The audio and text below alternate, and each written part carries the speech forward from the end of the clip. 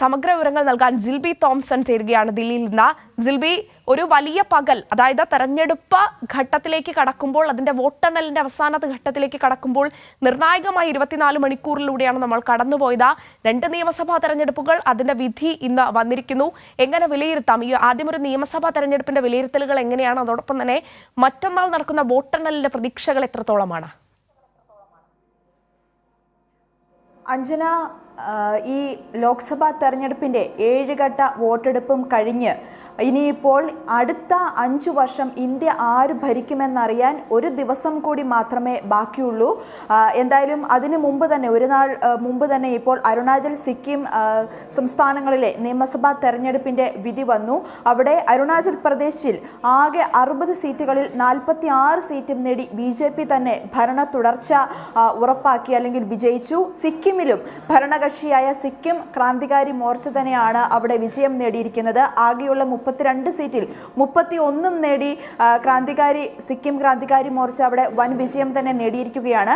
അത്തരത്തിൽ നിയമസഭാ തെരഞ്ഞെടുപ്പിന്റെ വിധി അല്ലെങ്കിൽ അതിന്റെ ഫലങ്ങൾ വന്നപ്പോൾ 2 സംസ്ഥാനങ്ങളിലും അവിടെ ഭരണ തുടർച്ച തന്നെയാണ് വന്നിരിക്കുന്നത്. പ്രതിപക്ഷത്തിന് അവിടെ സീറ്റുകൾ ഒന്നും നേടാനായില്ല, അല്ലെങ്കിൽ വലിയ ലീഡ് നിലയൊന്നും ഉണ്ടാക്കാൻ കഴിഞ്ഞില്ല എന്ന് തന്നെ പറയേണ്ടിയിരിക്കുന്നു. കാരണം അരുണാചൽ പ്രദേശിൽ കോൺഗ്രസ് 19 സീറ്റിൽ മത്സരിച്ചെങ്കിലും 1 സീറ്റിലേക്ക് ഒതുങ്ങുകയാണ് ചെയ്തത്. സിക്കിമിലും സമാനമായ രീതിയിൽ പ്രധാന പ്രതിപക്ഷ പാർട്ടിയായ സിക്കിം ഡെമോക്രാറ്റിക് ഫ്രണ്ട് 1 സീറ്റിൽ ഒതുങ്ങേണ്ടി വന്നു. അത്തരത്തിൽ പ്രതിപക്ഷത്തിന് അവിടെ കാര്യമായ നേട്ടങ്ങളൊന്നും ഉണ്ടാക്കാൻ സാധിച്ചില്ല എന്ന് തന്നെ പറയാം. സിക്കിമിൽ കോൺഗ്രസും BJPയും സ്ഥാനാർത്ഥികളെ നിർത്തിയിരുന്നെങ്കിലും അവിടെ ഒരു ഫലവും ഉണ്ടായിരുന്നില്ല.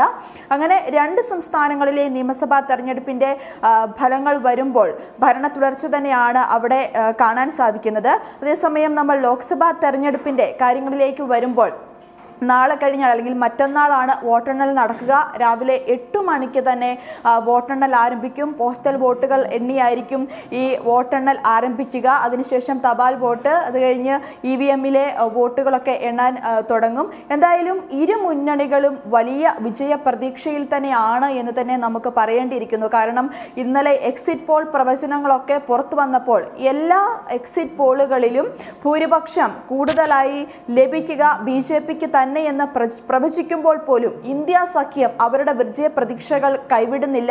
വലിയ വിജയ പ്രതീക്ഷയിൽ തന്നെ ഇന്ത്യ സഖ്യം മുമ്പോട്ട് പോവുകയാണ്. കാരണം എക്സിറ്റ് പോൾ പ്രവചനങ്ങളെല്ലാം അത് മോദി പോളാണ്, അല്ലെങ്കിൽ മോദിക്ക് വേണ്ടി മാത്രം ഉണ്ടാക്കിയതാണ്, കേന്ദ്ര സർക്കാരിന്റെ കണക്കുകൾ മാത്രമാണ്, അതിൽ വിശ്വാസ്യതയില്ല എന്നുള്ള ആരോപണങ്ങൾ തന്നെയാണ് പ്രതിപക്ഷ പാർട്ടികളെല്ലാം ഒന്നടങ്കം ആരോപിക്കുന്നത്.